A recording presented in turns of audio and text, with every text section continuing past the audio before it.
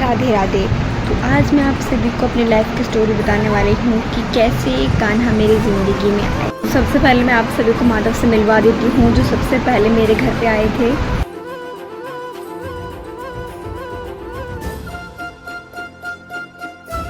तो चलो कहानी शुरू करते हैं। 1 अगस्त 2021 को मैं यूट्यूब चला रही होती हूँ, तभी मैं एक पोस्ट देखती हूँ लड्डू गोपाल जी की, किसी ने फोटो पोस्ट करी होती है और उन्हें राम जी बना रखा होता है, ठीक है। तो मैं सोचने लगती हूँ कि ये कितने सुंदर हैं, कितने प्यारे हैं, मतलब कितने मनमोहक लग रहे हैं, मुझे बहुत ज़्यादा प्यारे और सुंदर लगते हैं वो। तो मैं डिसाइड करती हूँ कि चलो मुझे भी लड्डू गोपाल जी को घर पे लाना चाहिए और उनकी सेवा कर लेनी चाहिए। तो फिर मेरा एक कज़न था, ठीक है, तो वो रोज़ मेरे घर आता था, वो मेरे से पढ़ने आता था, ठीक है, रोज़। तो वो रोज़ की तरह आया, तो मैंने उससे बोला, शिवा सुन, मुझे एक लड्डू गोपाल चाहिए, तो तू ला के देगा। तो उसने, सिस्टर डे था उस दिन 1 अगस्त को, तो मैंने कहा, उसने बोला कि दीदी आपको क्या गिफ्ट चाहिए। तो मैंने बोला कि मुझे एक लड्डू गोपाल ला कर दे दे, मुझे एक गिफ्ट चाहिए बस। तो उसने कहा चलो ठीक है दीदी। तो वो 3 अगस्त को 2 ही दिन बाद वो मेरे घर लड्डू गोपाल लेकर आ गया, उनके ड्रेस वगैरह भी लेकर आ गया।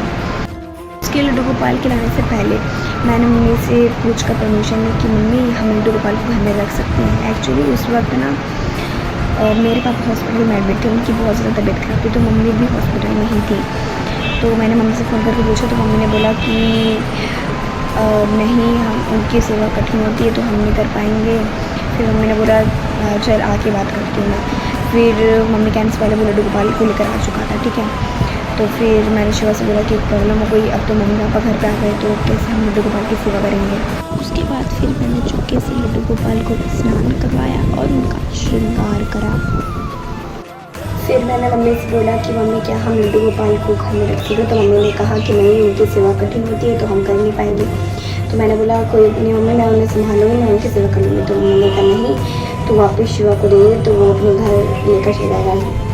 तो फिर उसके बाद में बहुत ज़्यादा रोने लगी। मैं क्या कर सकती थी, मेरे पास मेरे हाथ में तो कुछ था ही नहीं। तो मैं बहुत ज़्यादा रोई, बहुत ज़्यादा। फिर मैंने डिसाइड करा, मैंने शिवा को बोला कि तू ऐसा करिए, स्कूल बैग में तू रोज तो आता ही है पढ़ने, तो वैसे स्कूल बैग में लड्डू गोपाल को ले गई हो, वैसे इसी बहाने मैं उनसे मिल पाऊँगी, उन्हें देख पाऊँगी और उनकी सेवा भी कर पाऊँगी।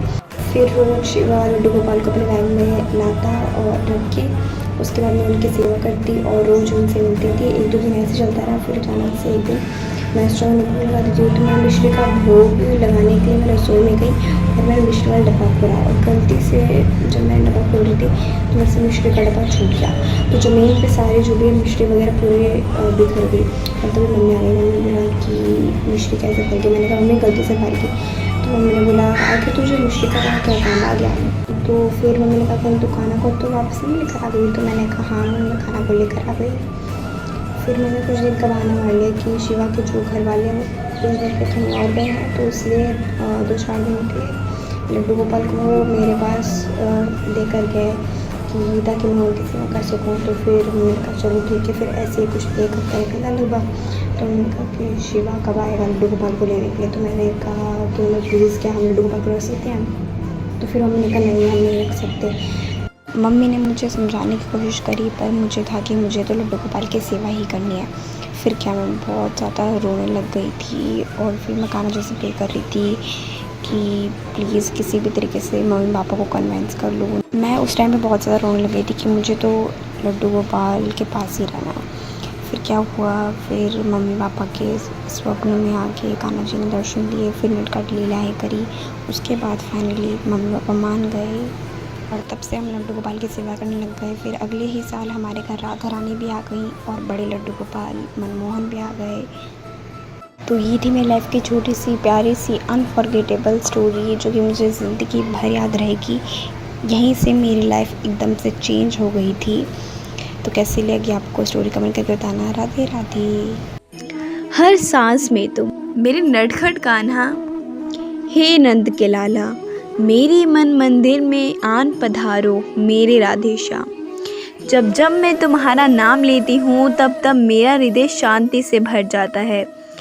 तुम्हारे मेरे जीवन में आने से पूर्व मेरा कोई अस्तित्व ही नहीं था, पर जब से तुम मेरे संसार बने हो, लोग मुझे तुम्हारे नाम से जाने लगे हैं।